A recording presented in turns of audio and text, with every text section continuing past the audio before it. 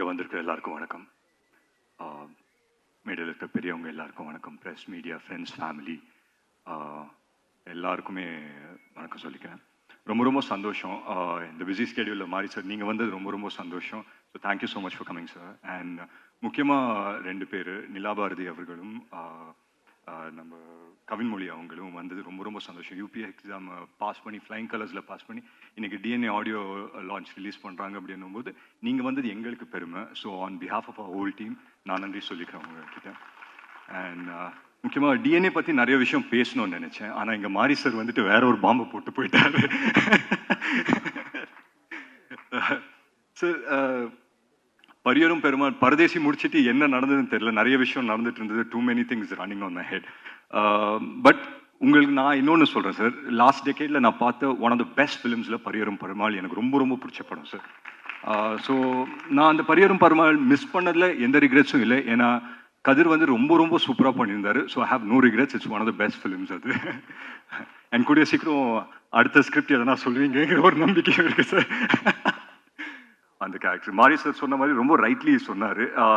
நிமிஷாவை பார்த்து இந்த கேரக்டரை எழுத்தாங்களா இல்லை இந்த கேரக்டர்னால நிமிஷா வந்து அவங்க வந்து பெர்ஃபார்ம் பண்ணதால அது என்னான்னு ஆச்சு எனக்கு தெரியல. பட் வாட் எவர் படத்தை பார்க்கும்போது ரொம்ப ரொம்ப சந்தோஷமாக இருக்குது. அண்ட் நான் சொன்ன மாதிரி இந்த படம் வந்து டக் டக் டக் டக்குன்னு செட் ஆயிடுச்சு.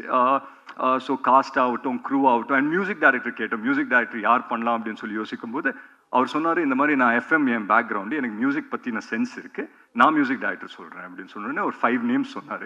இதுதான் அவங்க மியூசிக் டைரக்டர் அப்படின்னு சொன்னார். இதுக்கு எப்படி ரியாக்ட் பண்ணுறதுன்னு தெரியல. பட் ரொம்ப எக்ஸைட்டிங்காக இருந்தது, புதுசாக இருந்தது. 5 மியூசிக் இண்டிபெண்டன்ட் மியூசிக் டைரக்டர்ஸ் பண்ணுறாங்க. அவங்களோட பாட்டெல்லாம் கேட்டிருக்கேன். ரொம்ப அருமையாக இருக்கும். ஏன்னா அவங்க வாய்ஸஸும் ரொம்ப சூப்பராக இருக்கும். So I set okay fine sir, இது பண்ணலாம் அப்படின்னு சொல்லி. அண்ட் எல்லாமே டக் டக்குன்னு அமைஞ்சு 2 மாதத்தில் நாங்கள் எல்லாருமே ஷூட்டிங் போயிட்டோம். எனக்கு வந்து இந்த படத்தில் மற்ற காஸ்ட் ஆகட்டும், ரமேஷ் வந்துட்டு எனக்கு இமைக்கா நொடிகள் டைம்ஸ்லேருந்து தெரியும். ஸோ ஒரு க்ளோஸான ஒரு ரிலேஷன்ஷிப் ஷேர் பண்ணுவோம். ஸோ அண்ட் மற்ற காஸ்ட் க்ரூ எல்லாருக்குமே நான் நன்றி சொல்லிக்கிறேன். அண்ட் ஒவ்வொருத்தர் பேர் சொல்லலைன்னா தப்பாக நினச்சிக்க வேண்டாம். But I thank every one of them. And முக்கியமாக நான் நெல்சன் சார் பற்றி சொல்லி ஆகணும். இவர் சொன்னார், இந்த மாதிரி அவர் டென்ஷனே ஆகாத ரொம்ப காமான ஒரு டேரக்டர் அப்படின்னு சொல்லி சொன்னார் நம்ம சுப்பிரமணிய சிவா சார். நீங்கள் எந்த நெல்சன் சாரோட ஒர்க் பண்ணீங்க எனக்கு தெரியல சார்.